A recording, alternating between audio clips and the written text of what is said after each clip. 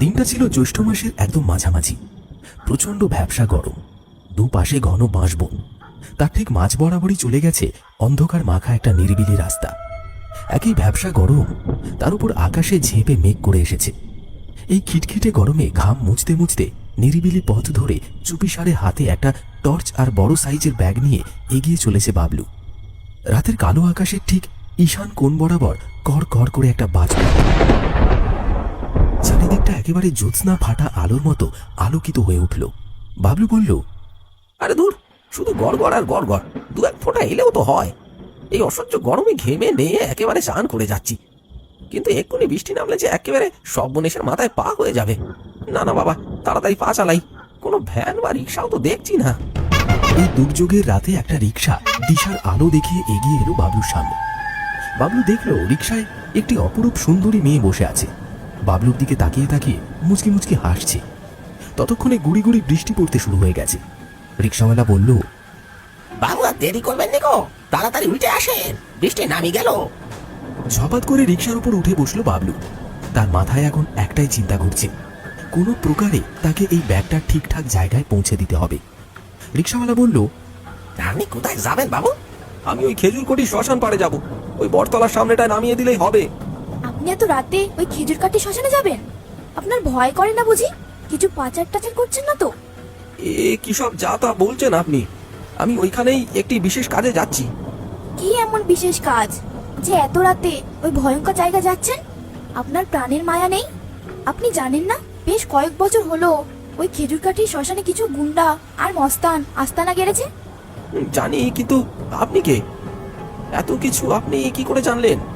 আর এত রাতেই বা আপনি যাচ্ছেন কোথায়? এতক্ষণ মেয়েটির আর বাবলুর কথাবার্তা সেই রিক্সাওয়ালা চুপচাপ শুনছিল।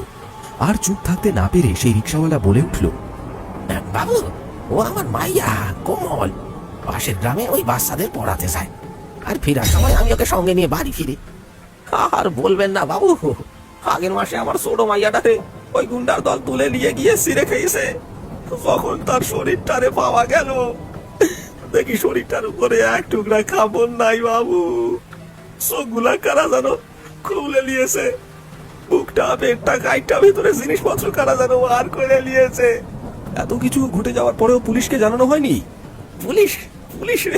পুলিশে বললে আর কি করুম বাবু, ওইসব গুন্ডা মস্তানরা পুলিশ গোসব কিনা নিছে। এসব ঘটনা আমার কানেও অনেক এসেছে। ওইসব গুন্ডা মস্তানদের দিন এবার শেষ, কালকের সূর্যোদয় ওরা আর দেখতে পাবে না। কথাটা শেষ হওয়ার সাথে সাথে সামনে কোথাও যেন আকাশ ভেঙে পড়ল। চারিদিক ঝলসে উঠল একবার, আর সেই আলোয় বাবলু মেয়েটির দিকে তাকালো। দেখল তার চোখের কোণে জল টলমল করছে। তার মনের মধ্যে জেদ চেপে গেল, আর যেই কাজে সে বেরিয়েছে সেটা শেষ না করে বাড়ি ফিরবে না।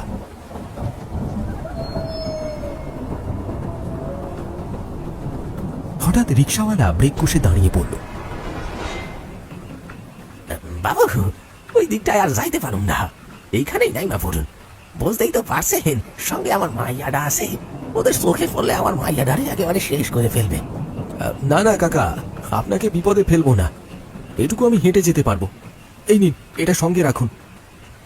রিক্সাওয়ালাকে তার পারিশ্রমিক বুঝিয়ে দেয় বাবলু, আর সাথে কিছু টাকা উপরি ধরে দেয়। সেই টাকা নিতে কিছুটা ইতস্তত বোধ করছিল সে। বাবলু তাকে ভালোবেসে দেওয়ায় সেই টাকা নিয়ে সেই রিক্সাওয়ালা সেখান থেকে চলে যায়। আর যাওয়ার সময় বাবলু দেখল মেয়েটি রিক্সা থেকে তার দিকে তাকিয়ে আছে। না, বৃষ্টি থামার কোনো নামই দেখছি না। যা ভেবেছি ঠিক তাই, সব প্ল্যানিং মনে হয় এবারে ম্যাচকার হয়ে যাবে। বৃষ্টির তেজ আর ঝড়ের প্রকোপ যেন বেড়েই চলেছে। ব্যাগ থেকে ছাতাটা বের করে সেটা খুলে নেয় বাবলু, আর সাথে সাথেই বেজে ওঠে ফোনটা। কি গো, তুমি কোথায়? আমার কথাটা শোনো, ফিরে এসো। ওই গুন্ডা মস্তানদের সাথে তুমি একা পেরে উঠবে না। তুমি ফোনটা রাখো, আমার কাজ মিটিয়ে তবে আমি বাড়ি ফিরবো। আর এত ঘন ঘন ফোন করবে না। আমার কথা শোনো, তোমার কিছু হয়ে গেলে আমি কি করব? বাবলু ফোনটা কেটে দেয়। বেশ কয়েক বছর হলো কিছু মাফিয়া এই খেজুর কাঠির শ্মশানে ঘাঁটি গেড়েছে, আর মানুষ খুন করে তাদের শরীরের অঙ্গ প্রত্যঙ্গ কেটে বিদেশে পাচার করছে। পুলিশ অনেক চেষ্টা করেছে এই দলটিকে হাতে নাতে ধরার, কিন্তু পেরে উঠছে না। খেজুর কাঠির শ্মশানের চারিপাশে জঙ্গলে ঘেরা, তাই মাফিয়াদের রমরমা যেন বাড়িয়ে দিয়েছে এই খেজুর কাঠির জঙ্গল। পিচ্ছিল কাদায় পা না হড়কিয়ে খুব সাবধানে হেঁটে চলল বাবলু। পায়ের চটিতে এক ঝাঁক কাদা আটকে জুতো জোড়া ভারী হয়ে গেছে। অন্যদিকে ঝড়ের তেজ ক্রমশ বেড়েই চলেছে, তার সাথে বিদ্যুতের ঝলকানিও।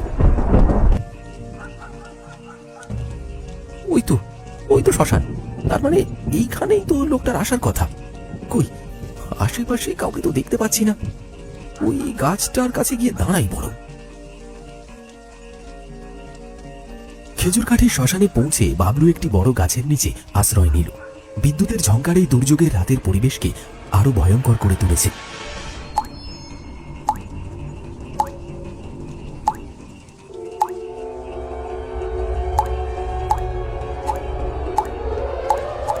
এটা কি?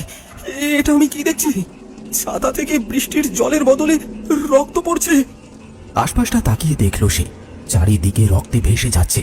ভয়তে কাচুমাচু হয়ে সে তার মাথার উপরে তাকালো, আর তাকাতেই যে দৃশ্য দেখল সেটা দেখার জন্য সে মোটেও প্রস্তুত ছিল না।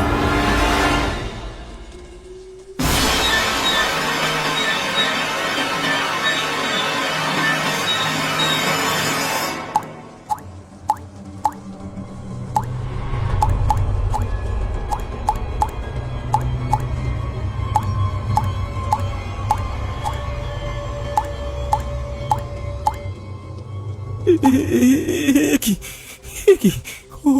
ওটা ওটা কি?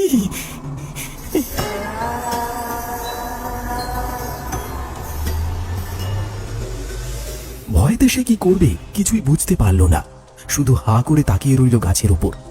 গাছের মাঝ ডালেতে একটা গলা কাটা লাশ ঝুলছে, আর সেখান থেকে ঝরঝর করে ঝরে পড়ছে কাঁচা তাজা রক্ত। কেউ একটু আগে লোকটিকে মেরে কেটে ঝুলিয়ে রেখে গেছে।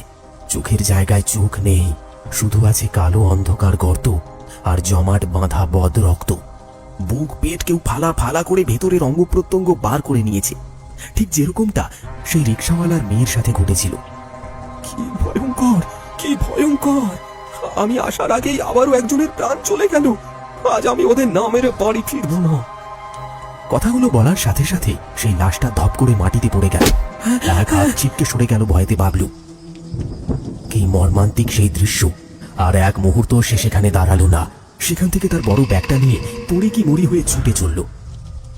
কাদা পায়ে স্লিপ খেতে খেতে সে আদো আদো পা মাটিতে ফেলতে ফেলতে ছুটে চলেছে। বৃষ্টি থেমে গেলেও আকাশে মাঝে মাঝে চিকচিক করে বিদ্যুৎ চমকাচ্ছে।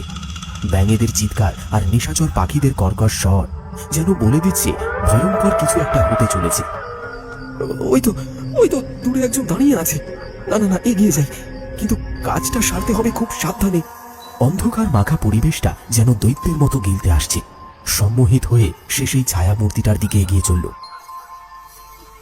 আসেন আসেন বাবলু মশাই, আসতে কোনো অসুবিধা হয়নি তো? রাস্তায় আপনার উপহারটা পেয়েছেন তো?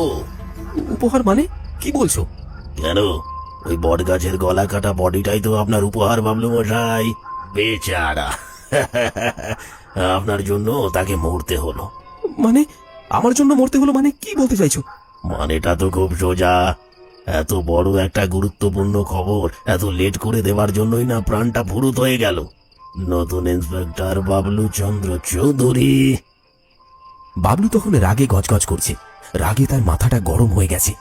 তার মানে সে যে আজ আসবে এই কথা তারা অনেক আগেই জেনে গেছে। বাবলু একটা কথাও বলল না। সব রাগ, অভিমান, বুকচাপা ভয় তার ঘাম হয়ে ফুটে বাইরে বেরিয়ে পড়ছে। দিন বাবলু বাবু, ব্যাগটা দিন। ব্যাগটা এগিয়ে দিতে যাবে ঠিক তখনই আবার চোখের অলক্ষ্যে ক্ষণিকের মধ্যে ব্যাগ থেকে বার করে আনলো তার গুলি ভরা পিস্তলটা, আর সেটা উঁচিয়ে তাক করে রাখলো সেই লোকটির মাথা লক্ষ্য করে। চোখের নিমেষে এই ঘটনাটা যে ঘটে যাবে সেটা ওই লোকটিও বুঝতে পারেনি। বল বল, তোদের বসকে কেন তোরা এইভাবে মানুষ খুন করিস? কি করিস তোরা তাদের নিয়ে? ওই বাবলু মশাই, আমার এলাকায় এসে আমার সাথে বিট্টিপনা করে কার সাধ্যি? আমার নাম ভম্বল, আমায় দেখলে করে যায় অম্বল। আজ তোদের সব পর্দা ফাঁস করব। আজ তোদের দিন শেষ।